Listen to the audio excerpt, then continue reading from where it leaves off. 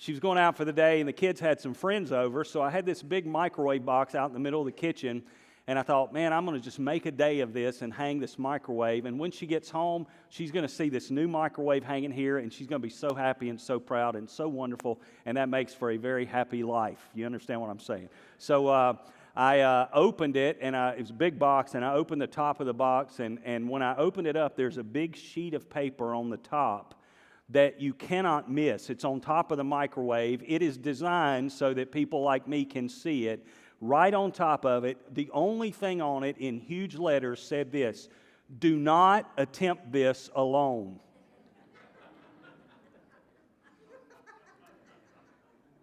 Whoever wrote that does not understand my brain.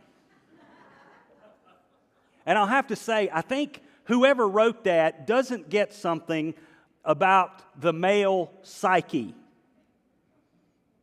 Amen, guys? Because when I saw that, two words immediately came to mind. Game on.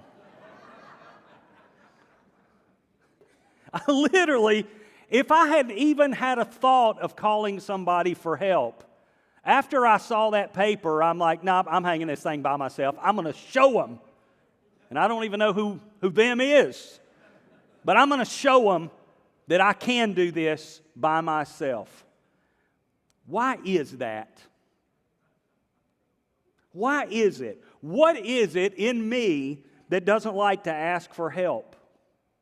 In the days prior to GPS, I'd rather die than pull over and ask for directions. I'd just rather be lost. Is that just me, or are there others here? Please, ladies, do not punch your husbands right now. We do not approve of violence. Do not punch your husbands. I'd rather die. I'd rather just stay lost as to ask for help. What is that? You know, I do and you do, whether you're a guy or a lady, whoever you are, you probably struggle with this. You got a little voice inside. And oftentimes that little voice in your head is not your friend, it's your enemy.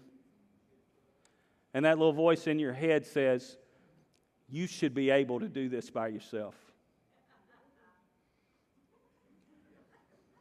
If you were a real man, you could hang this microwave. I know it's funny, but can we just be honest? Do y'all hear those little voices from time to time telling you, you should be able to do this? You ought to be better. You shouldn't have to ask for help. I mean, all kind of things. I have learned this. This is a huge lesson I've learned in life, is when I believe the enemy's lies. Anytime I believe a lie from the enemy, I give him authority in my life. If I believe those lies he whispers in my mind and in my heart, I give him authority in my life. So somewhere I'm listening to this voice that says, you should be able to do this alone. Whoever put that there was very wise. I think, matter of fact, if there were an instruction book for life, that ought to be just inside the front cover. It should say, as soon as somebody's able to read, we should hand them a book, and the first thing they ought to see, one of the first things is, do not attempt to do your life alone. Got a surprise for you. There is an instruction manual. You probably got it with you this morning. It's called the Bible. And in the second chapter of that instruction manual, God Himself says, it is not good for man to be alone.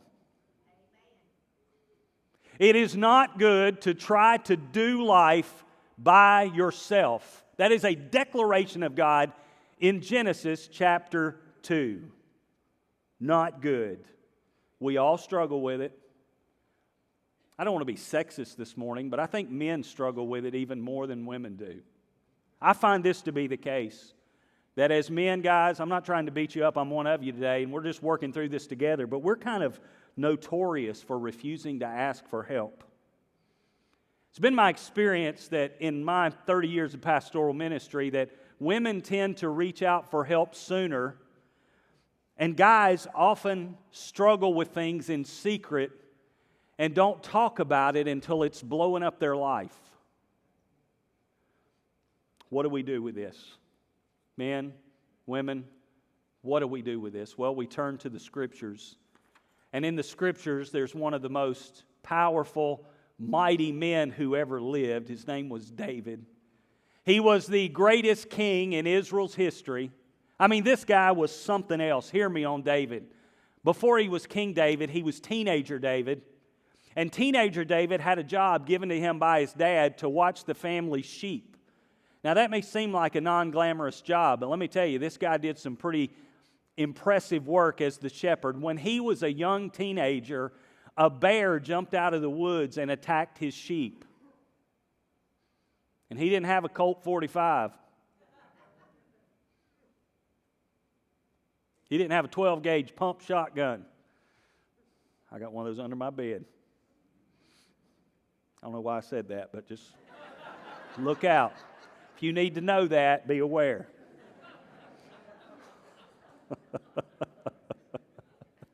David didn't have any of that stuff. He had a slingshot. I'd have a hard time hitting anything with a sling. That's all the boy had was a slingshot. But yet, when a bear jumped out of the woods at him, he killed that bear with a slingshot. I met a bear in the woods about a month ago, my wife and I. Let me just tell you, if that bear had come after me, I'd have been dead. Except for Jesus would have had to come down and stop it. If I'd had a slingshot, I'd still be dead. But David killed a bear with a slingshot when he was a young boy. Later on, it gets even worse. A lion comes out after his sheep.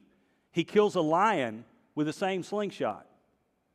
Incredible guy from a youth, as a teenager.